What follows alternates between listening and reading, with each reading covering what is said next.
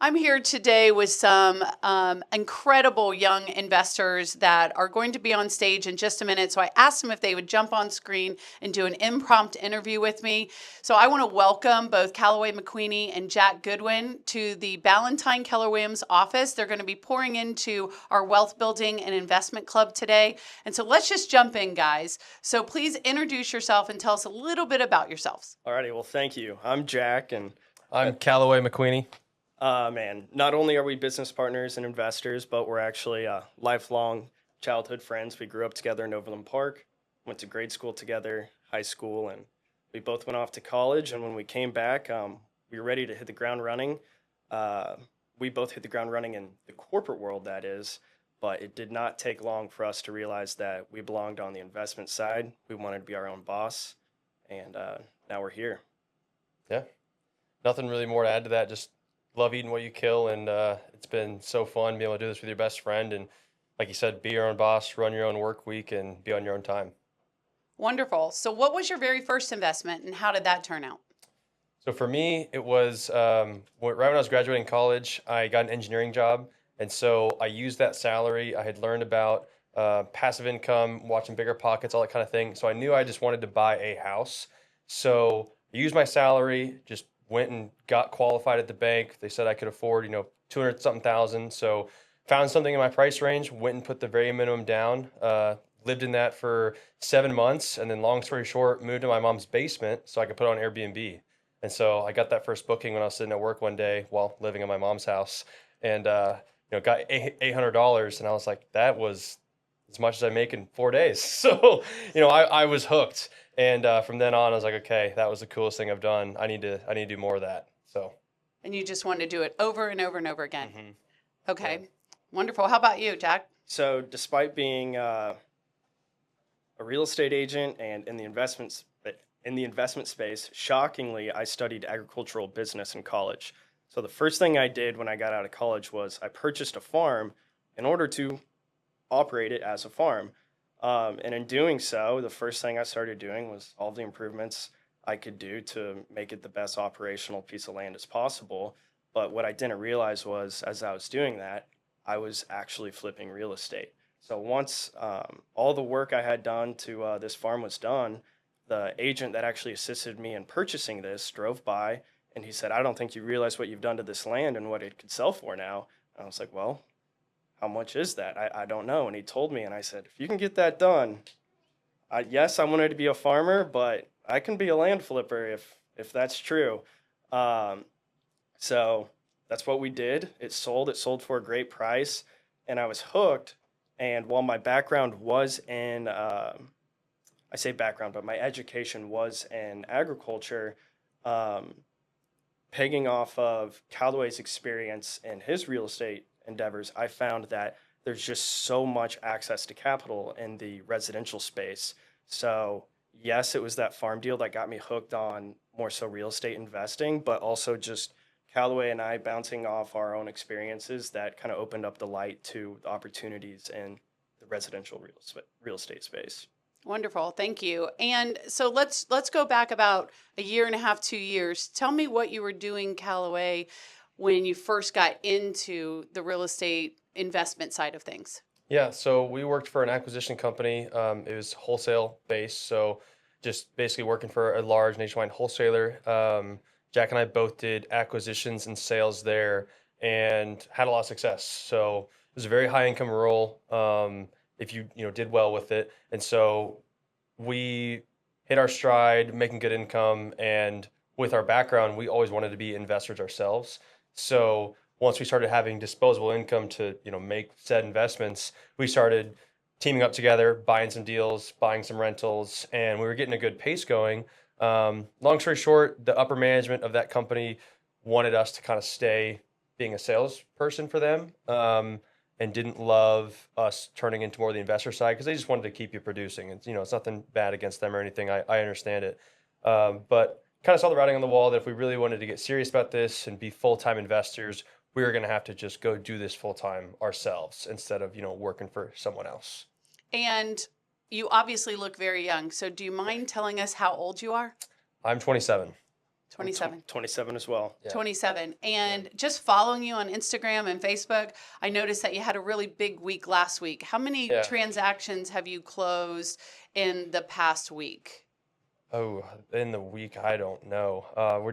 We have 26 under contract right now. We closed 9 refinances this week. We Just bought closed another a one. package of 9 the week before that. Yeah. I mean, it's over 20. In the Over Yeah. 20 in the past 7 days. Yeah. That's incredible. And what have you done in the past 12 months? Can you share that with our audience?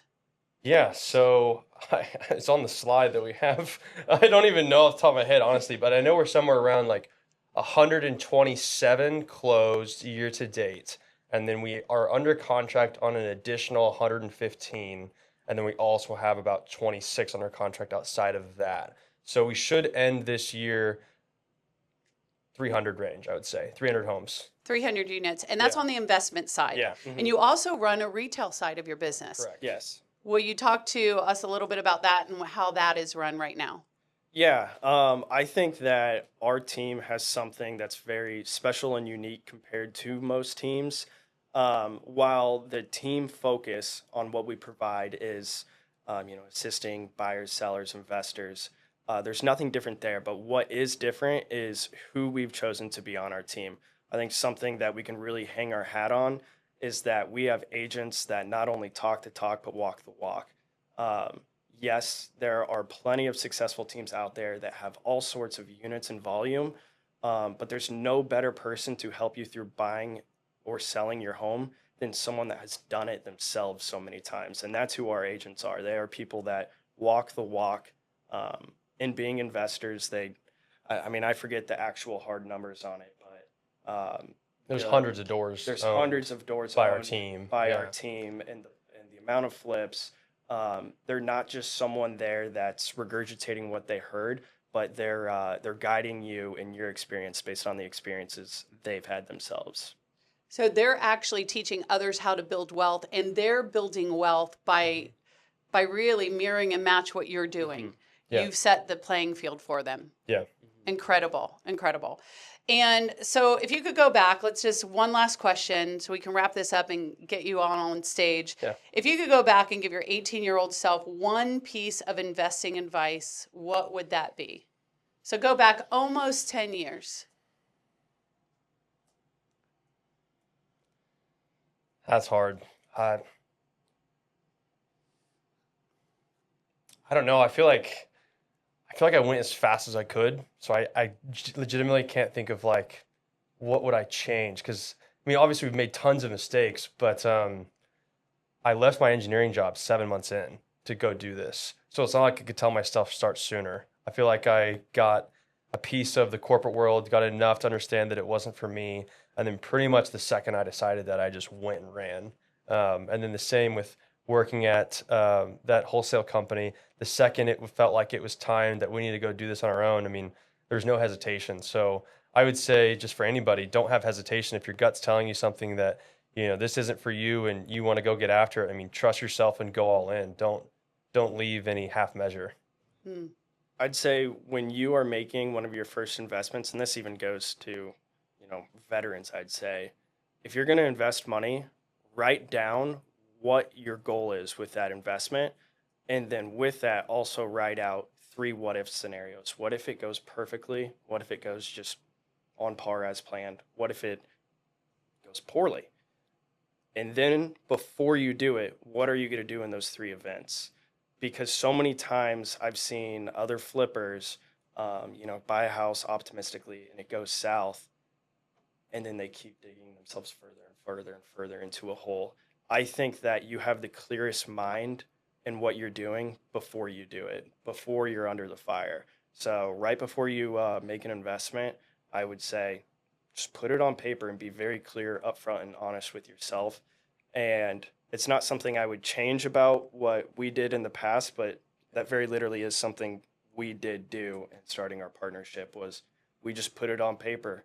We have a plan if this becomes a $100 million company, and we have a plan if this whole thing gets lit on fire. It is just, we built it with clear minds, and we don't have to figure it out when the time comes. Do it on the forefront of your venture. That's incredibly smart. So write the what ifs, your 3 what ifs, and then have your backup plan to the what ifs if those things happen. Yeah. All right, one more. I lied. One more. What's been your biggest pinch me moment since you started investing and joining forces together? Because I think I might have been there during that moment. You go first then. I mean, there's been so many. One of them is not necessarily a moment, but it dawned on me where I need to, with our partnership together, I need to stop making goals, because I don't think I've ever had an accurate goal So far. If I were to have actually admit my goals, they would be so low compared to what we were able to achieve together. Yeah. So if anything, the pinch me moment was, Yeah. I can't believe we're sitting here, because even in my most optimistic thoughts, I never even would have thought we'd be where Maybe we're at believe today. in bigger greatness. Yeah. That you have greater things Yeah. within you. Right. Yeah. Don't limit yourself to the confines of what you can think of right now. Just Right. because it seems like every 3 months we're doing something new that's like 3 months ago you would never thought that was possible. I mean, being under contract on 115 homes 3 months ago, I'd be like, I don't know how we would do that. Then once the deal came about, we were like, we're gonna figure this out. You know, we got to find one way or another to get this done. And then here we are. I mean, it's not closed yet, so knock on wood. But past due diligence, and it looks like, you know, we're gonna take down 115 rentals at one time. And you know, to do that in one deal, let alone to own that many rentals in a lifetime, is, you know, insane. And so I think that is a pinch me moment I've had recently, that we just have even the opportunity to do this is pretty crazy. You dance while the music is playing. Yeah. If the music starts playing, you dance. I mean, you don't have any control over turning on the speakers. It's just, if the Wow. music's playing, you dance. You dance while the music's playing. I Yeah. absolutely love that. That's how we're going to close this out. So thank you both, Calaway McQueeny, Jack Goodwin. Let's get you to stage. do it. Thank you so much. Thank you.